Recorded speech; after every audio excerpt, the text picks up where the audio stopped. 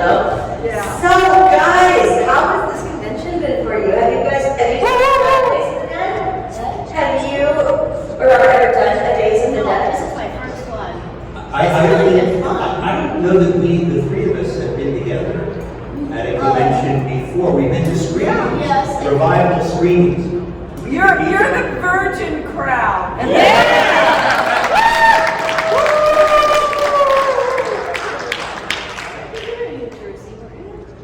don't know. I swear I've seen him But we before. haven't done a lot of. No, we have not done Yeah. other Q&As, that's for sure. This is all very, very exciting for a lot of us. Thank you guys all for being here. This is amazing. So first and foremost, I would just love to ask you guys, how did the Howling come into your life? What was your audition like? You know, give me all the deets. I auditioned. I went in and auditioned. I think I had a call back. I hope so. I mean, before they booked me. But the best story, real quickly, was Dan Blatt, our producer, called me and said, "Oh, Dee," after I was cast, "we've got a great cast, but we can't find somebody to play your husband." And I said, "Really?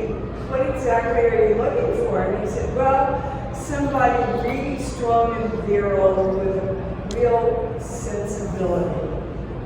And I went, "Well, shit, I'm engaged to him." No, you got cast before. Remember? Hold Joe on. did not know. I know that. I couldn't finish the fucking story.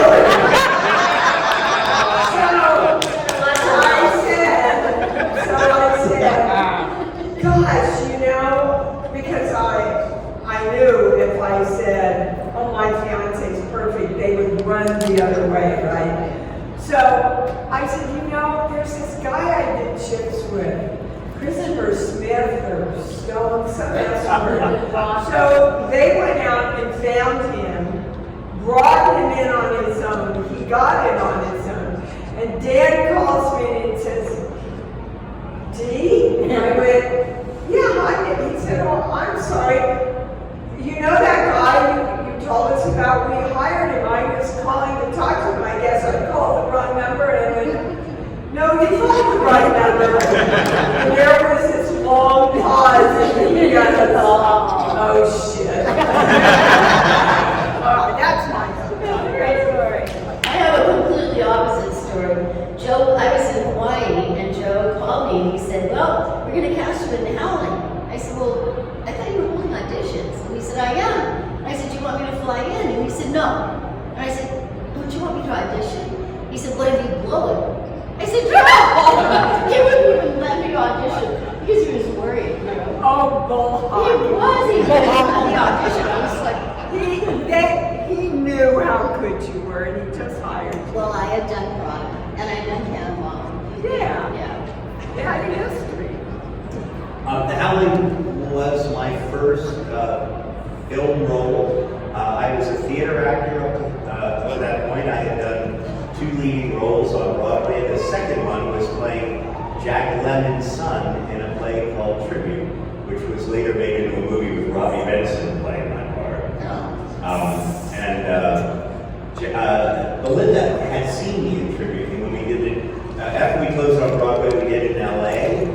Belinda had seen me, and apparently I found out today, or yesterday, that she recommended me to Joe, said it's young actors in the show. Now, here I am playing a disgruntled, angry young man of an irresponsible father. Jack Lemmon was my sort of Peter Pan-like father, and I fought with him the whole play. But I'm a college student. Young, I mean, it's not the kind of part where you go, "Oh yeah, that's my werewolf." But I had a very emotional, I had to reel it. When I was acting, the play was basically a comedy drama, but when I really lost my temper and yelled and attacked my father, I had to have great emotional riseability. So in any case, I was called in to audition for, my agent called and said, "I don't know if you're interested in auditioning for a werewolf movie." I said, "I love horror movies. Would love to do it." I read for Joe, and I think the reason I was cast is I totally creeped out the casting Susan Susie Arnold. Now, Oh my God. the audition scene was the porno booth scene, where Eddie is behind her. So I told her, and first of all, you never lay a hand on a casting director, you never do anything that's really threatening. It's just never. For real.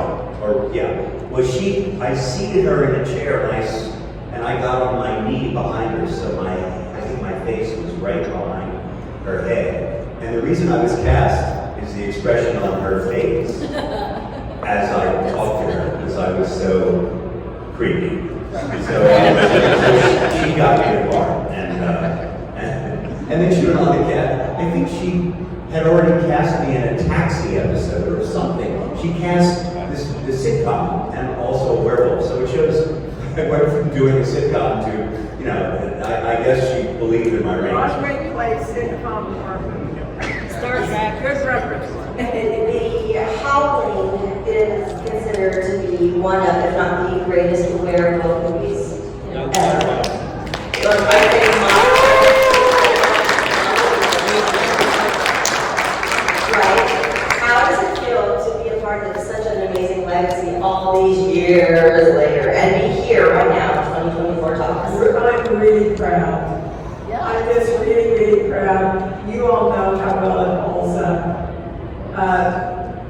And all of it is because of Joe. I don't know how Sales. Yeah, I'm talking That's about. a team.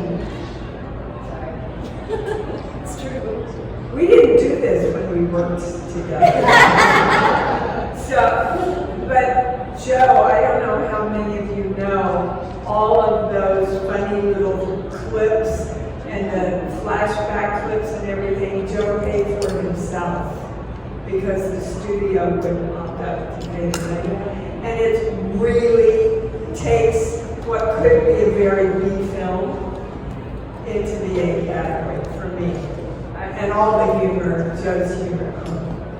Sometimes it's really hard shooting because Joe's so funny.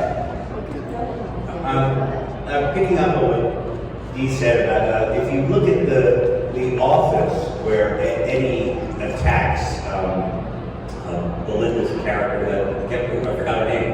What's your character? Terry. On the desk of this, it's supposed to be the psychiatrist's desk, Patrick Dee's character. But on the desk, there's a can of Wolf chili. There's Allen Ginsberg's poem, Howl. I mean, there's like a million werewolf jokes. And then, of course, the cartoon with the wolf and the three little pigs. Joe has a way of sort of short-circuiting all of pop culture references in the picture, in the background. So there are lots of Easter eggs for fans to see the movie over and over again. And also the cult line I have in the movie, I want to give you a piece of my mind. I do not say on camera. When we were in a post-production looping session, I don't know if you know how Joe Dante talks. He sounds like this. Because, right before you, right before his hair wrote out, That's fine. a dead spot. Why don't you say something? No, he said, right before you pull a bullet out of your brain, there's a dead spot. Why don't you say something? I said, what am I going to say? Before I pull a bullet out of my brain, I want to give you a piece of my mind. And he goes, Okay. So I recorded that line. It is off camera, and it's sort of the cult favorite line of the movie, and was said completely as a joke, but there you go. That's when the magic happens, when you're shooting, is when stuff. But I have to tell you, when we're getting ready to do the big transformation scene, where he turns into the werewolf, none of that was ready. That was all put in weeks afterwards. 3 months. So, back to Joe. So he said, I'm going to talk you through it. And I'm like in La La Land, and he goes, okay, he's getting taller. Whoops, there comes his ears. Now his nuts. And I hear somebody in the crew starts to laugh over there. Pretty soon I've lost it. And I said, just tell me the order, Joe, and I'll take it on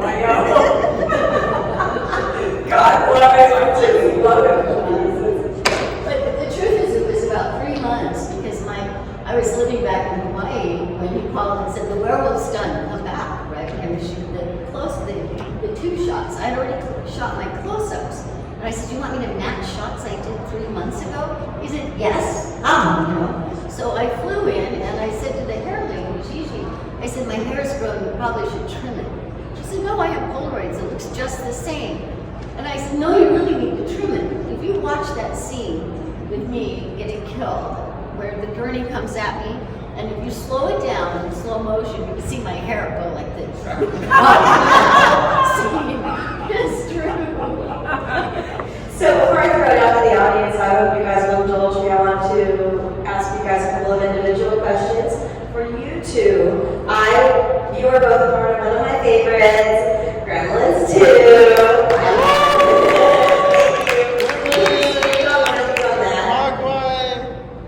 I played the douchebag in Gremlins 2. I always play characters you don't like, whether I'm tearing your throat out or just being kind of a prissy, officious guy. I'm the right-hand man of Daniel Clamp, John Glover's wonderful skewing of Donald Trump. And all I remember is I had the best wig I've ever had, and I asked to be in really beautiful clothes. Because I learned a lesson from my actor friend Joe Pantoliano. Sometimes they let you keep the clothes, so ask for the best ones you can. So I had very fancy clothes in the movie. I never looked better. And the last scene where the gremlin corners me in the bathroom, we shot that reaction shot, I think, 17 times. And I did different things in every one. And the one where I look like, oh, what the hell, why not? She's kind of cute with that reaction. Joe, that's the one they used. And Joe said after I did it, he says, "You expect me to print that?" And that's the one in the movie.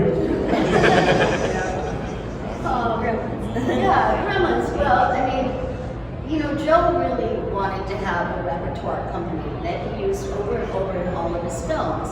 And I was very lucky to be sort of the girl that he used in 12 of his films. And so when Gremlins came out, he said, "Come, you know, I'll just have you, just come on the set," right? And I said, "Okay." And the night before I was supposed to shoot, I called Joe and I said, "Joe?" He's like, "Yeah." And I said, "I don't have a script." He said, "Oh, what?" I said, "A script?" He said, "Neither do I." I said, "What are you talking about? What's a gremlin?" He said, "I don't know yet. We'll find out." And I said, "Wait a minute, what do you want me to come in and do tomorrow?" He said, "Come in and ad-lib with Polly Holiday," okay? And I was like, "Oh my God, are you kidding?" I'm talking about, I wrote 40 scenes up. I brought a wad of paper to him the next day and said, "I kind of panicked. Could you look at these?" And he says, "I love the first scene, take it to Polly." She came up with that line, you know, what is it? When it's Christmas, you know, or something like that. Anyway, she came up with that in an ad-lib in her dressing room in 5 seconds. So I thought, oh, this is going to be really a good shoot. She was so fun to work with, though. It was very, I just got really lucky with him. So he put me in Gremlins 2 as a completely different character, not as Mrs. Harrison anymore. And was the experience the same as working with Polly as was with Paul? Yeah, well, I had done Cannonball with Paul, so, you know, I knew Paul pretty well. Of course, he wanted me to be eating Raoul, and I told him I wouldn't, so we were kind of having a fight at this moment. But he, you know, he was also in Piranha, and we were both there in Texas on set, and I had just done Cannonball with him. And Paul and I were both like, "God, we don't have a scene together." We're like, "Yeah, we don't have a scene together." He says, "Joe, we don't have a scene together." You know, and I'm like, "Yeah, Joe, we don't have." He said, "Could you guys leave me alone?"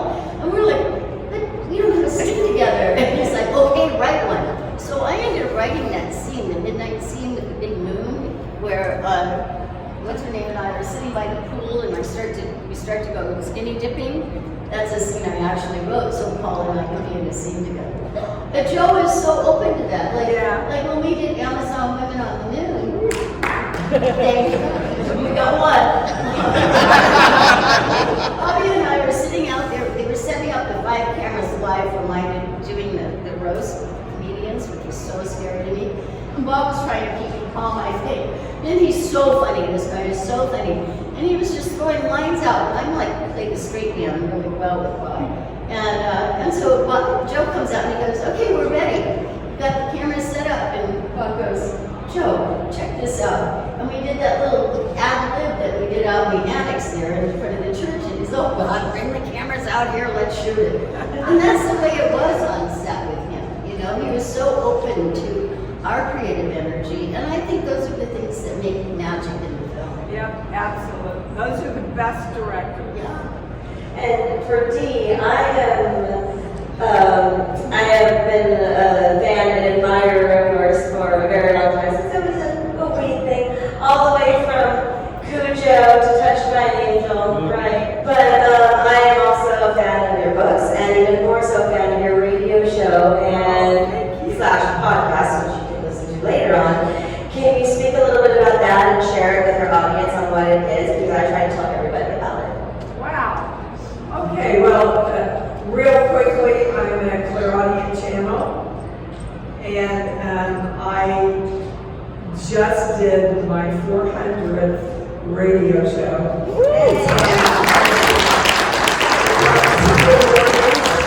At 9 a.m. Eastern time, or Pacific time. And I teach people how to work and direct with energy, and how to be responsible for their own lives. My book, Born, that just came out, is a book of complete instruction on how to manifest anything you want in your life. And my life is a really good example. They told me I would never have children. I said, thanks for sharing. God and I have a different plan. She's now 35 and I have a 6-month-old grandson.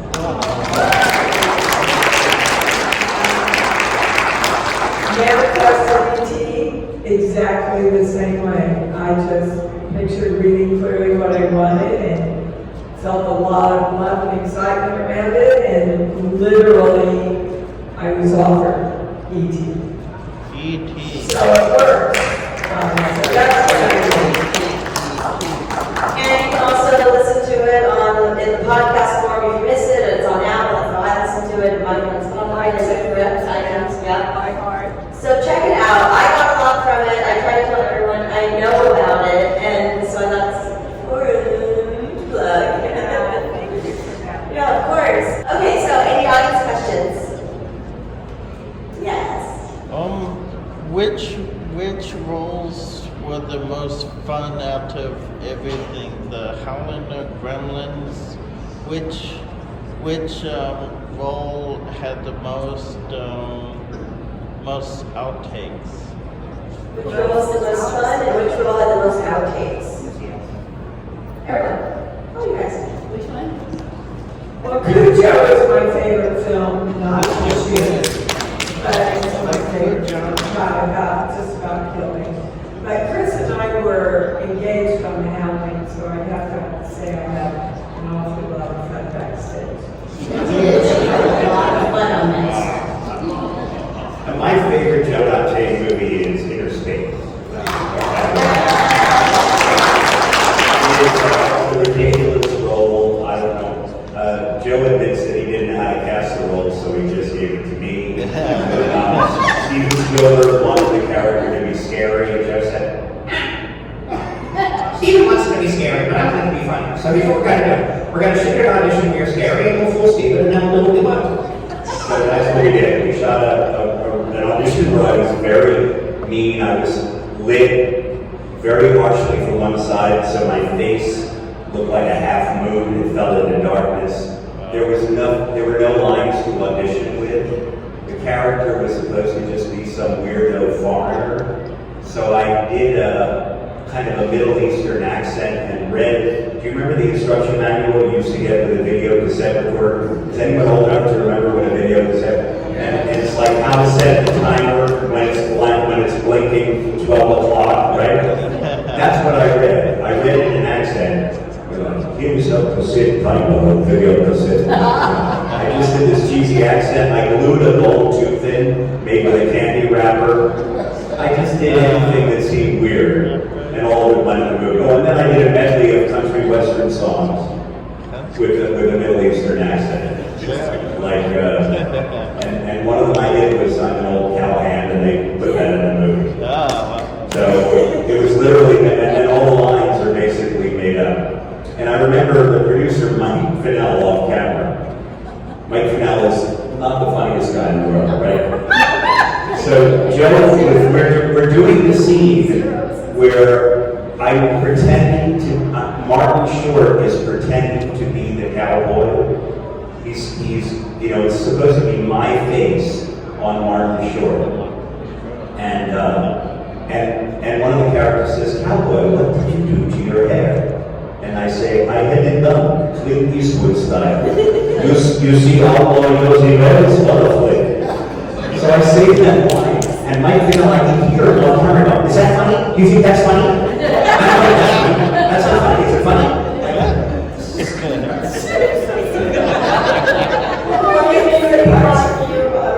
I have to say, it was Explorers. You were just so funny and Explorers, so delicious and wonderful. I mean, all of us was ad-libbed, I think. Yeah, the Explorers was the job that got me out of heavy makeup for good. They almost killed me in that movie because I was very alive. And poor Ethan Hawke, it was his first movie, and he had no idea what was going to come out of my mouth. It wasn't really fair to him because I sat in the makeup chair for 9 hours. I thought of a million things to say, but the one when he's trying to beg my alien character to come visit Earth, and I say, do you remember, because Whack, the alien is actually a teenage alien himself who's lonely, so he's attracted these playmates in space. But I remember I said, Ethan Hawke, we're in a tight two shot, and I say to him, I know I'm a little funny to you, but how do you think you look to me?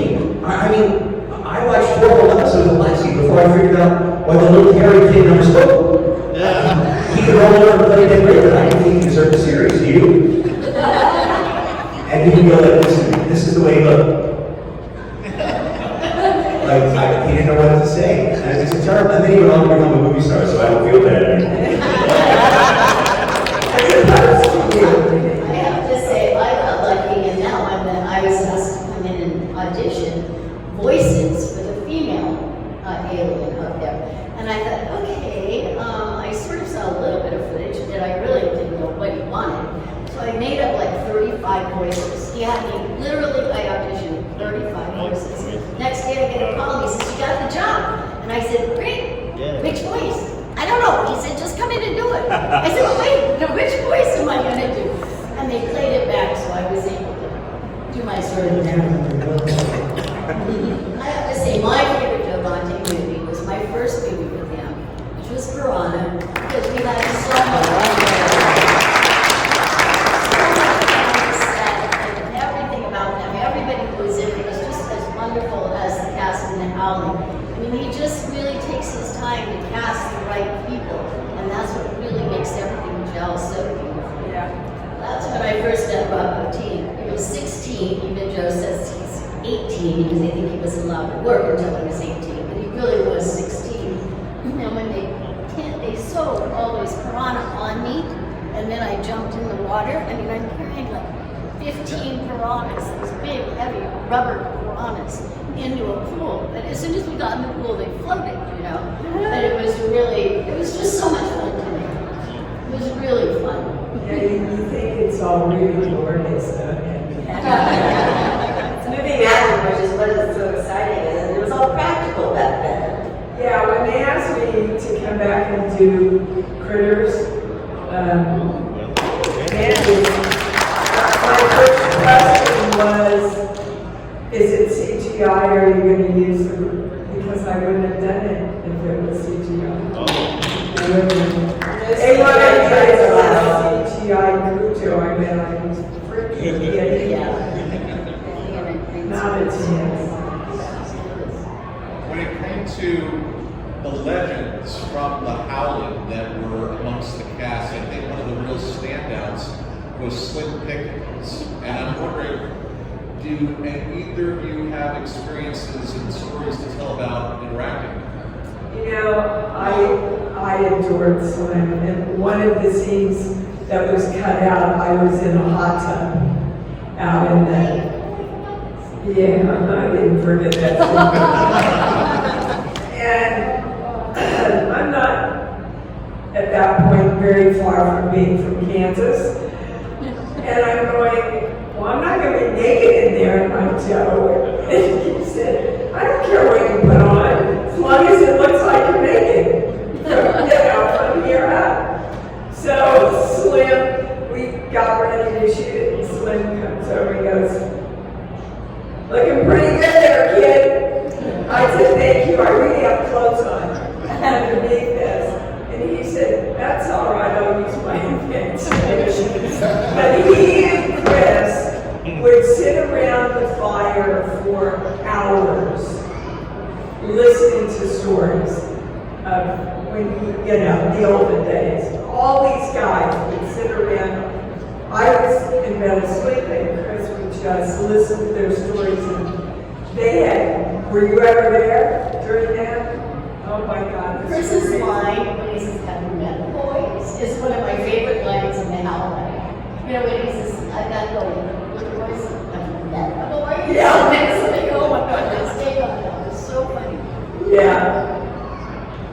Yeah, he was a great guy. He was a great guy, a great husband, a good father.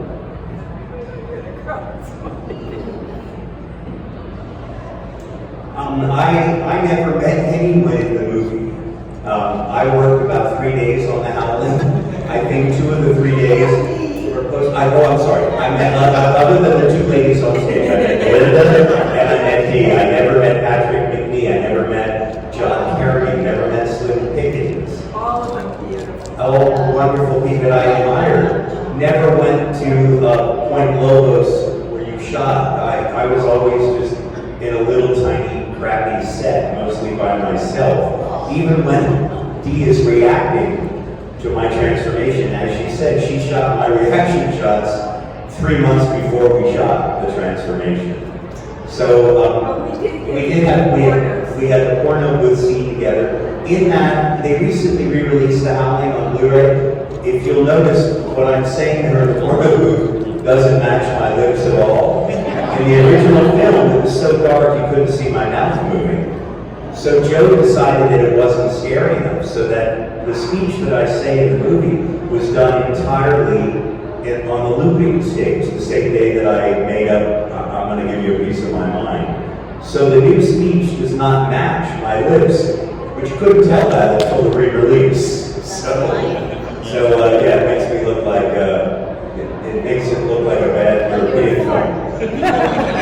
Sorry. You're a foreigner and someone's drinking. When it comes to filmmaking and creativity, do you feel that it's more conducive with a budget that's high or low? You know, I don't think it really is about the budget at all. I think it's really about the talent that you get together, and by talent, I mean cinematographer, director, actors, and of course the writer. If you don't have the script, you're starting in default already, right?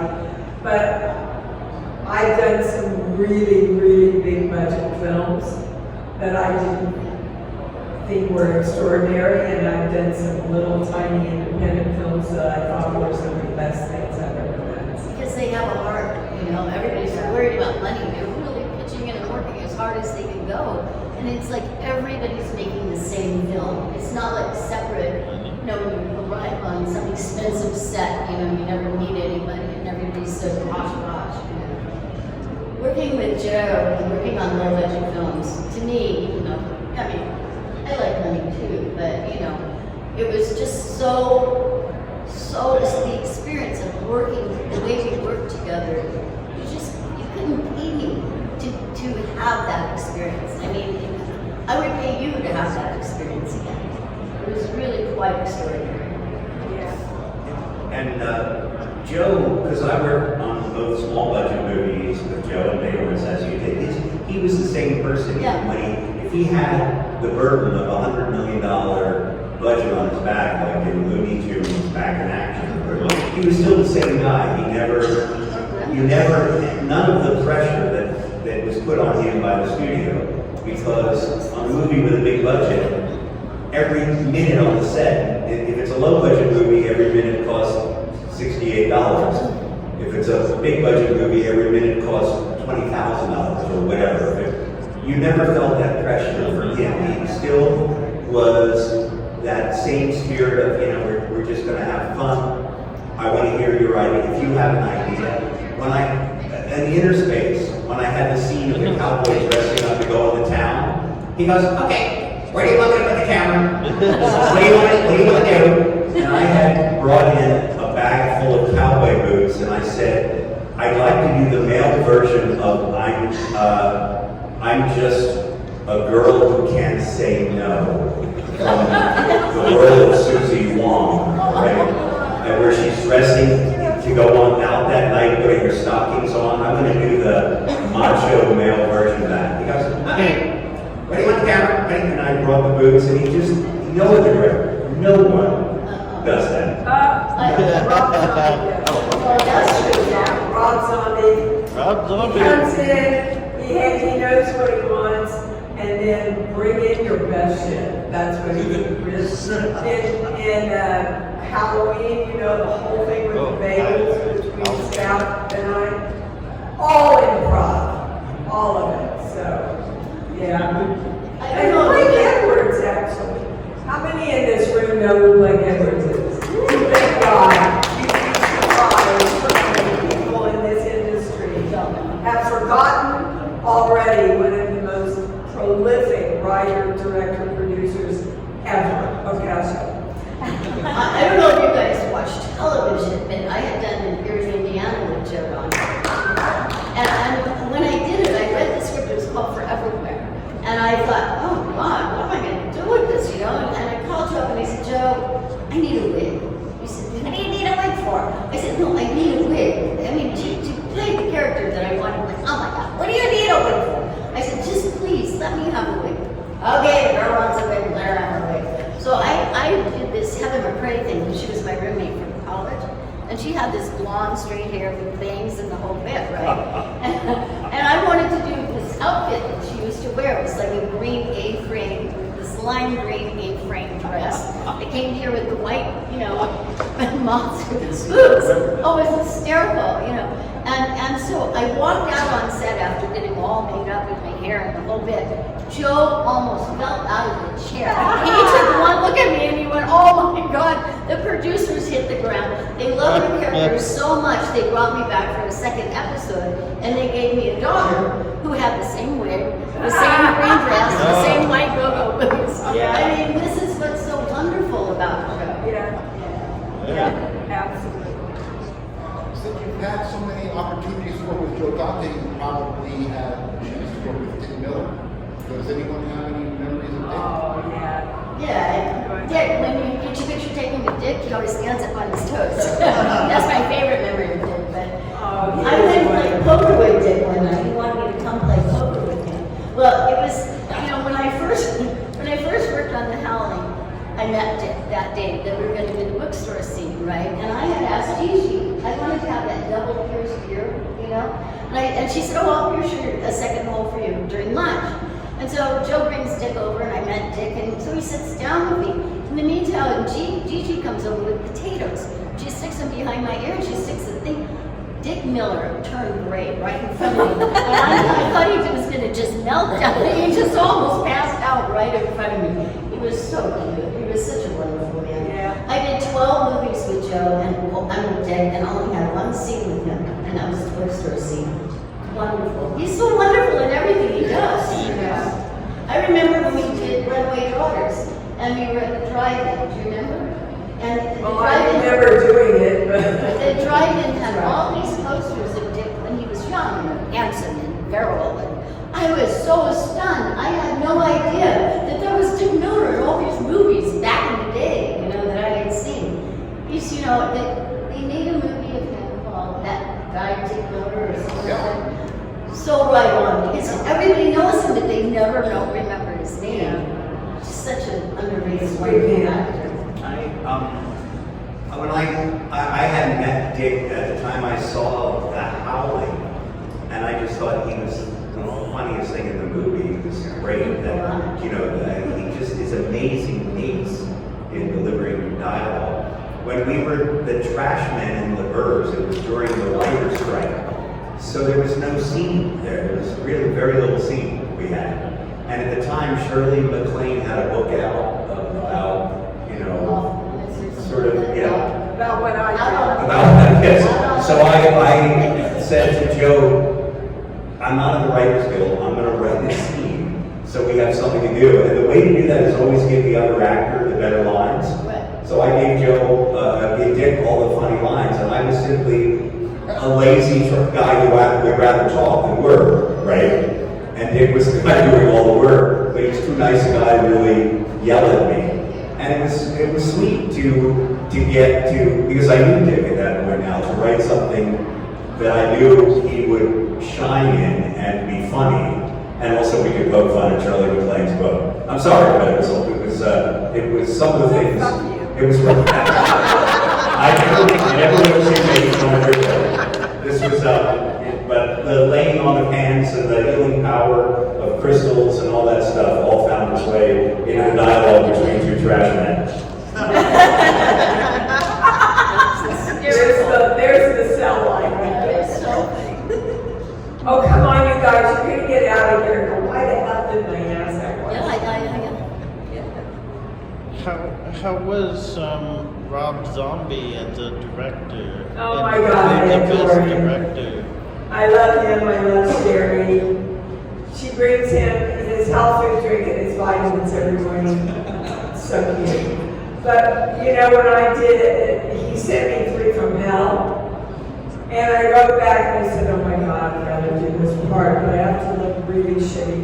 I don't want any makeup, and I'm gonna dye my hair brown, and can I have horn-rimmed glasses, and That ought to do it. and she writes back and says, okay. That was, and Lords of Salem, you know, I'm sitting in my room and just going, oh my God, I can't, you know, I've been playing a part the whole first half of this film. This is who I really am now, and I run across the set and go, I can't be this blonde Cupid doll anymore. I've got to be harder. I've got to have a different look. And he looks at me and he looks at his watch and says, you got 15 minutes. You know, that's what I mean. They have so much in common about trusting the talent. You know, not that they wouldn't say, that's a stupid idea, and if they didn't feel like it, but they give you so much room to bring your hits to life. And that's really, for me, when the magic happens. So, speaking of, Exactly fun. Yeah. yes, so speaking of Lords of Salem, you mentioned how we really love to improv and such. Were there any, like, really good improvs that happened in the Lords? Oh, so many. Like when I hit Bruce over the head with the frying pan. Oh, totally improv. So many, so much. I mean, every scene just, we get the basics and then everybody takes off. That's the thing.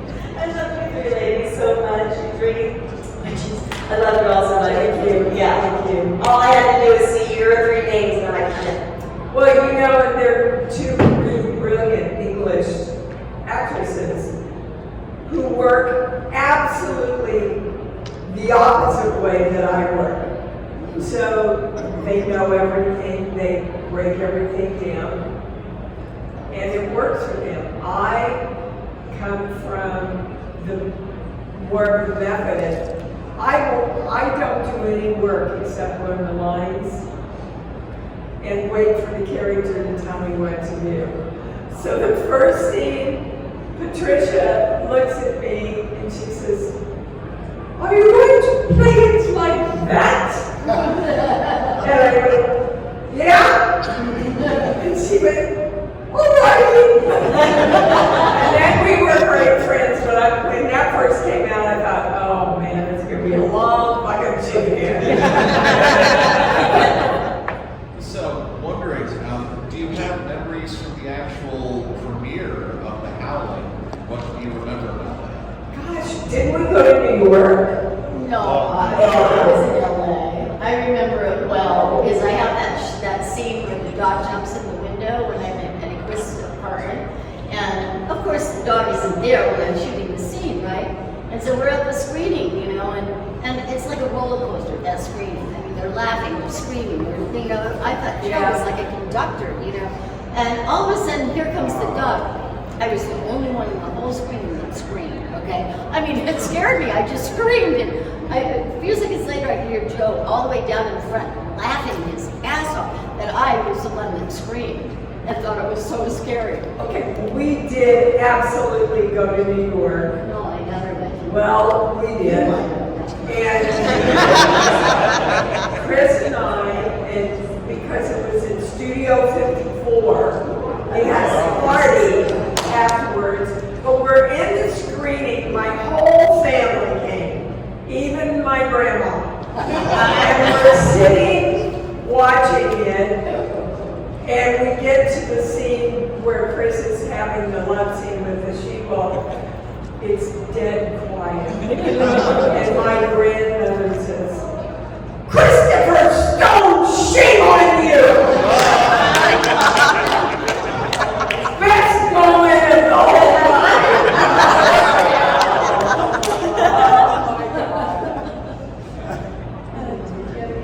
Elizabeth Brooks would have loved this. She would have loved to come to these conventions. She really would have. This would have been her favorite thing. I only remember finally getting to meet Patrick McNee, and that was the high point for me. As I said, so many of the actors I didn't get to meet while the movie was being made. He was such a charming man. And I guess I remember seeing at least the cast and crew screening. I was interested to see how my character, was scary. And yet, I don't know why people, for years I've gotten letters about that role. To me, it's disgusting that some people find him, sympathetic, compelling, or well, compelling is not. But anyway, I used to get letters from like young women, and I couldn't respond to them because I thought, I think it's a little sick that you love this character. So I'm just going to pretend you didn't send me this letter. But anyway, Eddie is a weird guy, and I remember that I also wanted to be marveling over how sexy your voice was when I was playing back having murdered her, which I thought was and once again, Joe said, okay, you know, because it was not in the script that I So the strangest thing about making the movie for me was I was doing a comedy at the Westwood Playhouse, the Geffen now. I was doing a Frank Lesser musical review. So 6 days a week I would sing and dance, and on the 7th day I was a werewolf tearing a woman's throat out. That was my life for 2 consecutive weeks. Sing and dance Sunday through Saturday, and then Monday go and be a werewolf. It's wonderful to be an actor. Welcome to an actor's life. You know what I would love is I would love a Guys and Dolls werewolf show. That would be great. Guys and Dolls Werewolf show. Wouldn't that be great? I'm just saying. When you said great, I was like, oh. Instead of a modern, they say it all Take back your mane could be like, take back your fur.